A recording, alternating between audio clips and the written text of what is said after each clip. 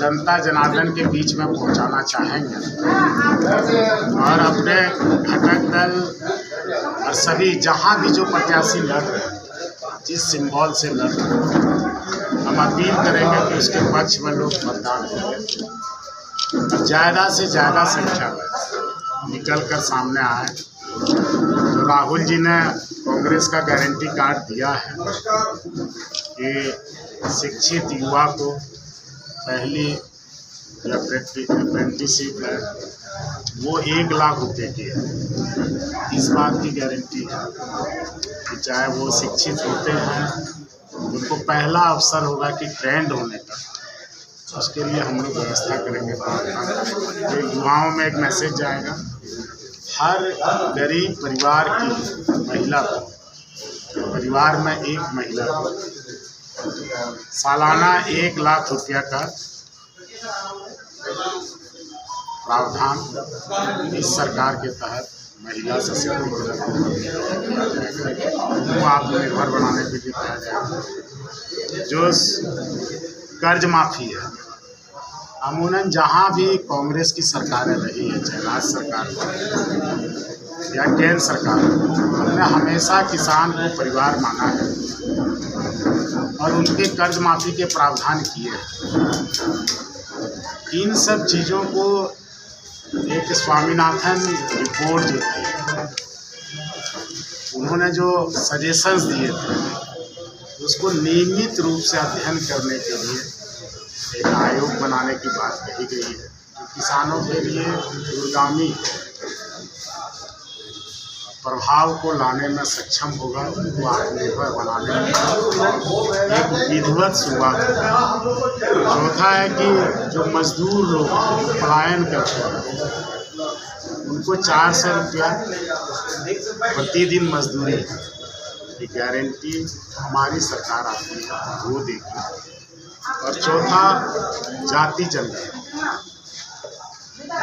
तो राहुल जी और हमारे गठबंधन के नेता आदरणीय लालू जी हों, तेजस्वी यादव जी हों, अरविंद केजरीवाल जी हों, या फिर कल्पना सोरेन मैम हों, आदरणीय गुरु जी हों, हेमंत जी अपील करते हैं। उन सब चीज़ों को लेकर लोगों के जहन में ये बातें जा रही है कि अगली गवर्नमेंट जिसको बनाना चाहते हैं, यदि वोट करते हैं तो कौन सा अमूमन चेंजेज आएगा, और जो भ्रांतियां हैं उसको भी दूर करना, खास करके खास सुरक्षा अधिनियम को।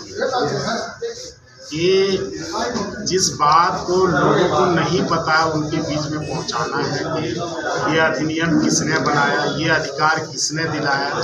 ये योजना नहीं है, कानून है जिसके तहत ये अधिकार UPA 2 गवर्नमेंट ने दिलाया था, जिससे आज भी लोग लाभान्वित हुए।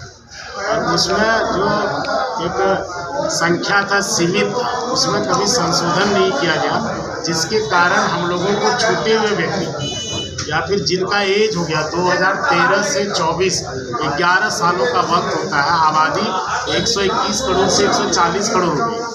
तो जो भोजन का अधिकार हमने सुरक्षित किया था, आबादी बढ़ गई, लेकिन कोई संशोधन पिछली 2 सरकारों में नहीं किया गया, जिसके कारण हमें ग्रीन कार्ड बनवाना पड़ा।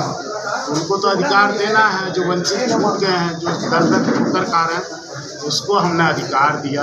वैसे 20 लाख से ज़्यादा लोग हमने राज्य में सुधार किया। सर्वजन पेंशन ही नहीं, एक सर्वजन पेंशन के बाद 50 साल में जो हमने सभी महिलाओं के लिए और SC ST के लिए 50 साल में जेंट्स के लिए जो पेंशन का प्रावधान किया, यहाँ के स्वास्थ्य इंडेक्स को देखते हुए, कुपोषण को देखते हुए एक समय पर निर्णय लिया गया है, जिसका प्रभाव लोगों में है। इन सब चीज़ों को यदि लें तो गारंटी लोग कहते हैं कि देंगे। यदि हमने किसी का सर्वजन पेंशन योजना में किसी का नाम शुमार किया, तो इस बात की गारंटी है कि उसे पर ईयर 12,000 मिलेगा। अभी के डेट में बाद में बढ़ता है, ये होता है, या आने वाली सरकारों पर निर्भर करेगा। तो यदि हमने 50 साल उम्र कर दिया महिलाओं को, तो हर महिला को 1,20,000 की गारंटी होगी, जो 10 साल का फैसला। पहले 80 वर्ष में पेंशन मिलेगा कि नहीं, इसकी गारंटी नहीं थी। विधवा को 40 वर्षों तक इंतजार करना पड़ता था, आज वो इंतजार नहीं है।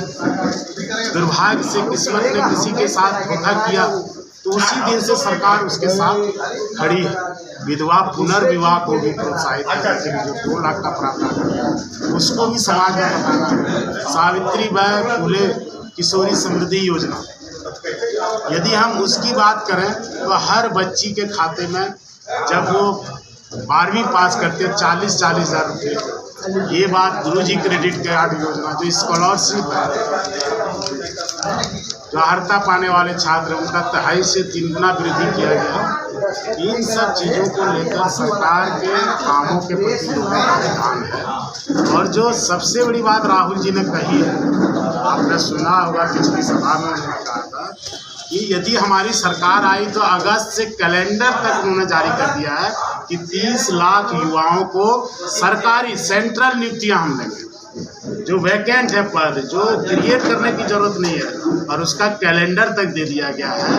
और राहुल जी जो बातें करते हैं उसमें सच्चाई होती है, कांग्रेस जो बातें करती है उसमें सच्चाई होती है। आज भी इस राज्य में आप चले जाएंगे, हम से गोड्डा लोकसभा के मतदाताओं को संदेश देना चाहते हैं कि आगामी 22 तारीख को हमारे देश के नेत्री आदरणीय प्रियंका गांधी जी गोड्डा लोकसभा के धरती पर आ रही हैं और हम लोग अब उनके कार्यक्रम के तैयारी में लग जाएंगे। इसके साथ ही एक प्रस्तावित कार्यक्रम है कि बिहार के पूर्व उप मुख्यमंत्री और देश के नेता तेजस्वी यादव का रोड शो कार्यक्रम हम लोग का प्रस्ताव है कि बैजनाथ धाम से लेकर के बासुकीनाथ तक उनका रोड शो कराने का प्रस्ताव है।